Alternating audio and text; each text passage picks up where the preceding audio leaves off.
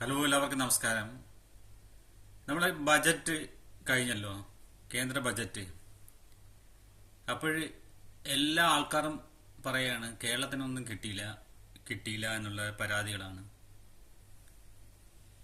നമ്മളെ കേരളത്തിൽ നിന്നുള്ള എത്ര എം പിമാരുണ്ട് കേന്ദ്രത്തിൽ?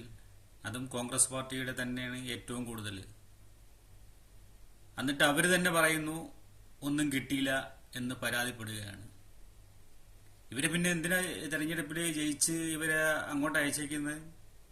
ഇങ്ങനെയുള്ള കാര്യങ്ങൾ അവിടെ അവതരിപ്പിച്ചത് മേടിച്ചു കൊണ്ടുവരാനാണല്ലോ ഇവരെ ഇങ്ങനെ ജനപ്രതിനിധിയായിട്ട് തിരഞ്ഞെടുത്ത് അങ്ങോട്ട് അയച്ചേക്കുന്നത്. ഇങ്ങനെയുള്ള കാര്യങ്ങൾ ചെയ്യാൻ പറ്റിയില്ലെങ്കിൽ പിന്നെ എന്തിനാ ഇവര് അവിടെ പോകുന്നത്? ഇനിയുള്ള തിരഞ്ഞെടുപ്പുകളിൽ ജനങ്ങൾ ചിന്തിക്കേണ്ട ഒരു കാര്യമാണ്. നമുക്ക് വേണ്ട അവകാശങ്ങൾ നേടിയെടുത്ത് നമുക്ക് തരാൻ പറ്റിയില്ലെന്നുണ്ടെങ്കിൽ ഒരു കാരണവശാൽ കഴിഞ്ഞാലും ഇങ്ങനെയുള്ള ജനപ്രതിനിധികളെ തിരഞ്ഞെടുക്കാൻ മെനക്കെടരുത്. വർഷത്തിൽ ഒരു 5 വർഷത്തിൽ ഒരിക്കൽ കിട്ടുന്ന ഒരു ചാൻസ് ആണ് അത്.